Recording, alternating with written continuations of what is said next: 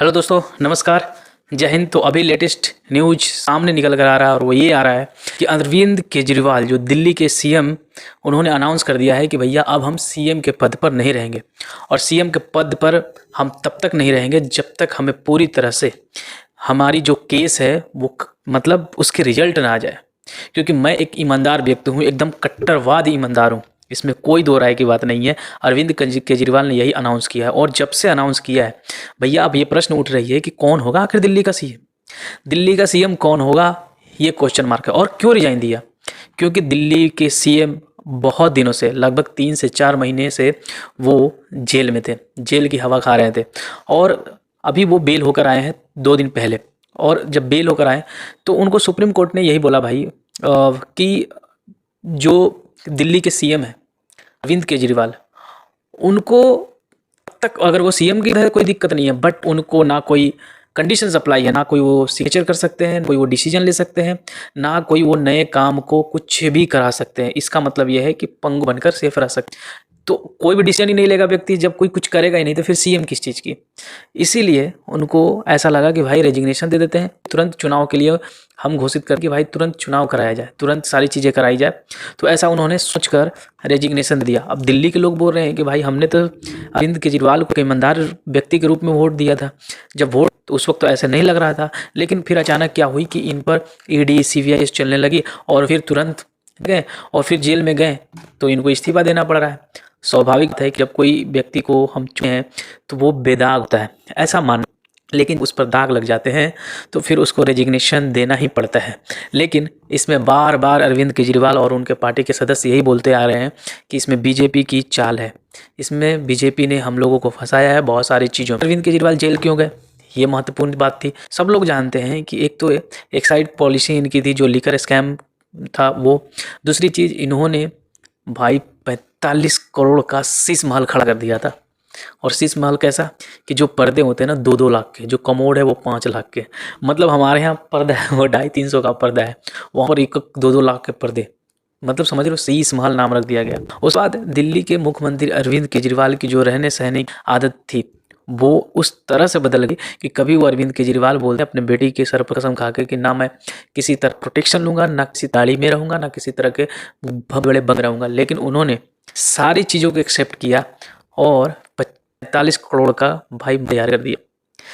ED CBI इनसे पूछताछ की भाई कि एक साइड जो पॉलिसी है लीकर की, जो दारू बेचने की, उसमें बहुत सारी चीज़ें जो पहले 10% थी, 8% थी, उसको बढ़ाकर 15% कर दी गई। इन पर ये इल्ज़ाम लगा कि भैया ये पैसे इधर उधर हुए हैं। और दूसरी चीज़, क्योंकि एक और चीज़ थी इम्पोर्टेंट कि जो पीने वालों की जो एज थी पहले वो 21 थी। दिल्ली में वही दारू वही शराब पी सकते हैं जिनकी एज 45 साल हो, सॉरी 25 साल हो, 25 साल से ऊपर की हो।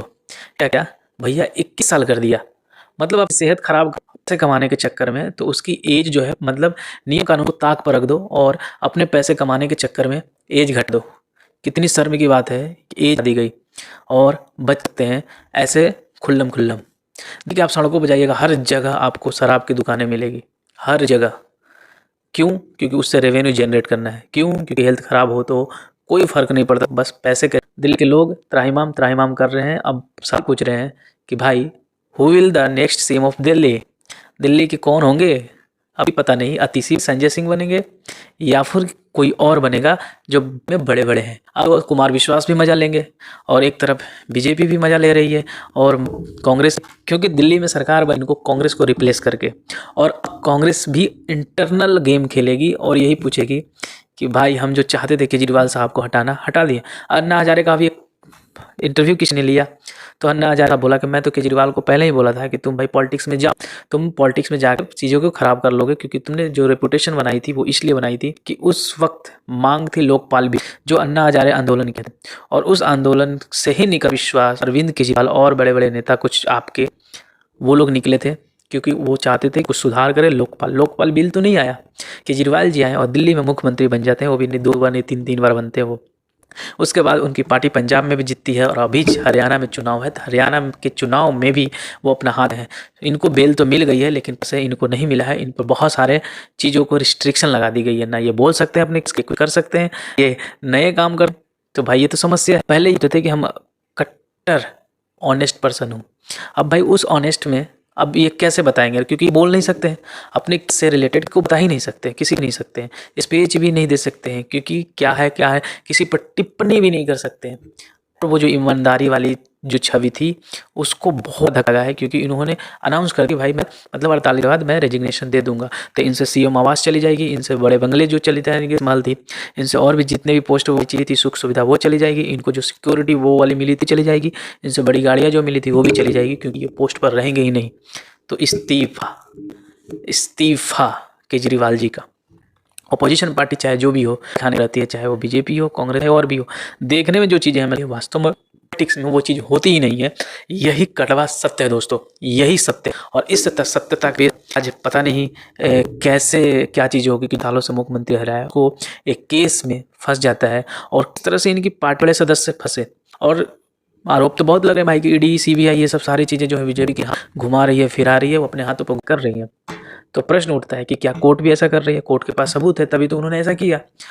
लेकिन अरविंद केजरीवाल जैसे ही बाहर आए, उन्होंने प्रेस कॉन्फ्रेंस करके और एक जगह सम्मेलन मतलब बैठ के उन्होंने बोला कि अब ये जनता तय करेगी, जनता ही बताएगी कि मैं ईमानदार हूँ या फिर नहीं हूँ। मैं तब तक सीएम के पद पर नहीं बैठूंगा जब तक इस केस का रिजल्ट ना जाए। लेकिन इसमें भी एक बात है, बात यह है कि रिजल्ट कब आए, कब तक आए। तो इसमें 2 साल भी लग सकते हैं, 2 महीने भी लग सकते हैं, 10 साल भी लग सकते हैं, 15 साल भी लग सकते हैं, 5 साल भी लग सकते हैं। तो क्या इतने दिनों तक केजरीवाल साहब ऐसे ही रहेंगे? तो उन्होंने बोला कि हाँ, जब तक इसका रिजल्ट ना जाए, क्योंकि जनता ही तय करेगी कि ईमानदार हूँ या फिर नहीं है। ऑब्वियसली चुनाव जब होंगे तो उस वक्त जनता दूध का दूध पानी का पानी करेगी। ये न्यूज़ कैसा लगा दोस्तों आपको? आप कमेंट सेक्शन में बताइए कि आपका व्यू क्या है। लेकिन ये बहुत शॉकिंग न्यूज़ है कि एक मुख्यमंत्री दिल्ली का जो अपने आप को मतलब सुपर पावर मानते थे ईमानदारी में, आज उनकी ईमानदारी पर क्वेश्चन मार्क लग गया है।